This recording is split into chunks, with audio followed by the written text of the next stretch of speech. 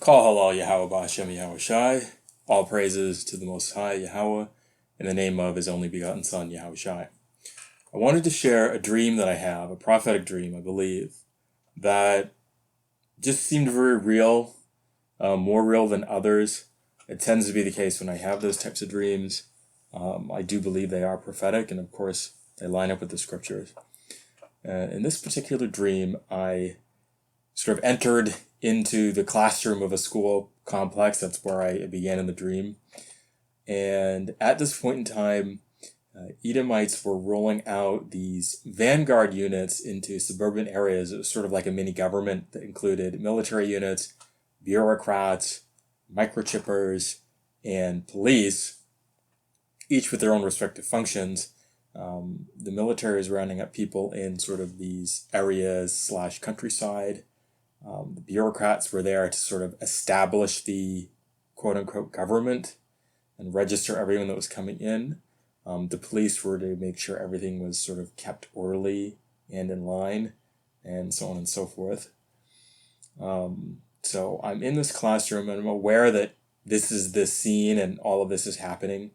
At the time, I wasn't sure what to do, and so I decided to stay in the classroom. There was just a lot going on, and it was kind of like, do I leave while all these people were entering into this school complex? They were going to use the school as the base of operations.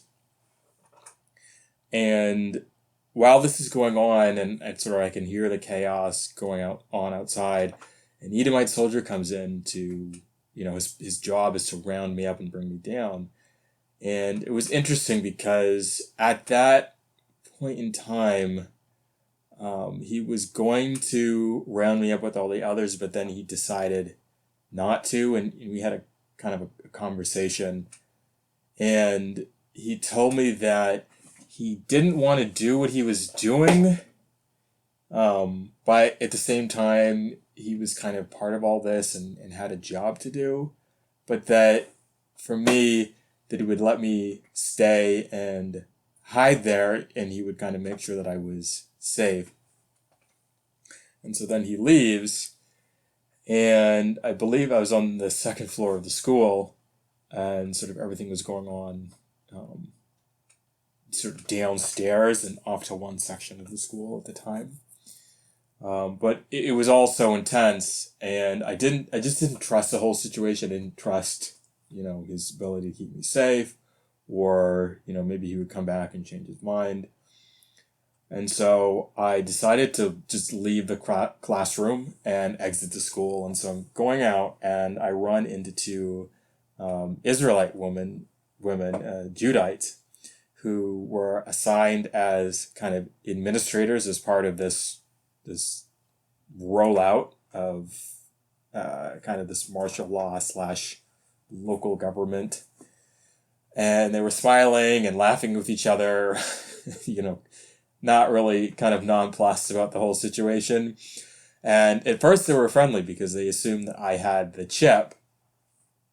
And then they didn't realize I had the chip, and their tone kind of changed. And so they directed me to sign in and get registered, and that it wouldn't be a problem as long as I did it. And kind of I went with them to, there's like another part of the school with other administrators that wasn't very far away.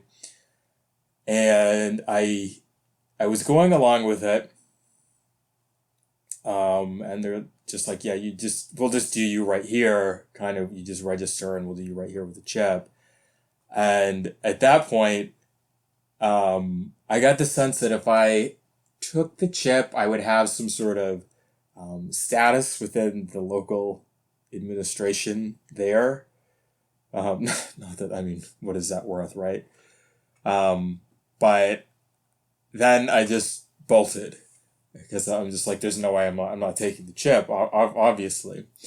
And they started freaking out as I left, and outside it was this scene of kind of opened up to an athletic field, and there were these massive lines of people that had been rounded up, and there were lines for just registering who you are, lines for microchipping people after they got registered.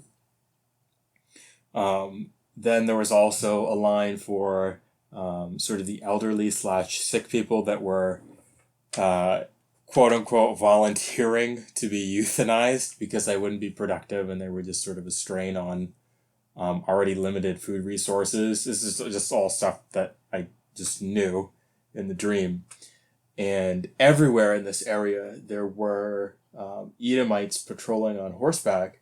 They had handguns and rifles to keep anyone from leaving.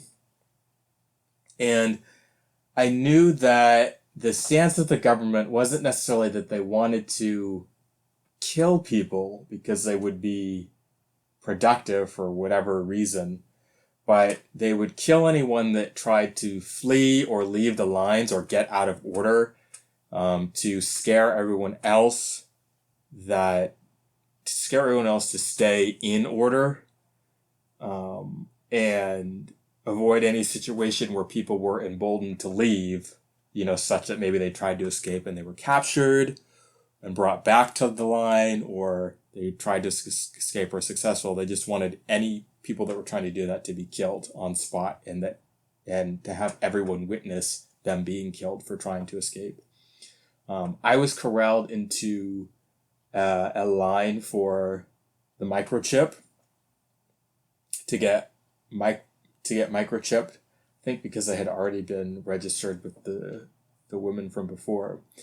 And at this point, I wasn't going to get any sort of special status. I think I knew that somehow. I mean, obviously, I refused it the first time. And so I'm in the line thinking, what do I do? Because I can't leave because I'll get shot and killed. And kind of at that point and thinking what to do, they were kind of further away. They somehow knew that I needed a distraction to get away. And of course, this is the Most High working.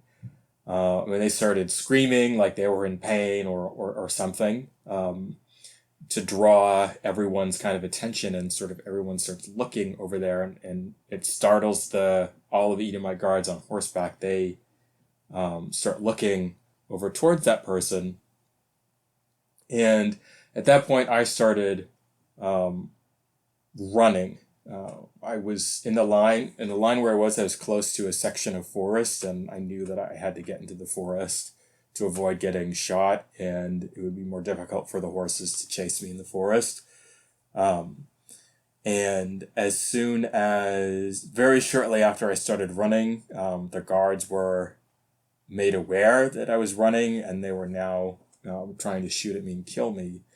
And then I woke up. I don't know kind of what happened from there, but it was the type of dream that you wake up from, and it seems so real. And I've heard that kind of from other people before. These dreams, they just seem so real, and then they stick with you afterwards.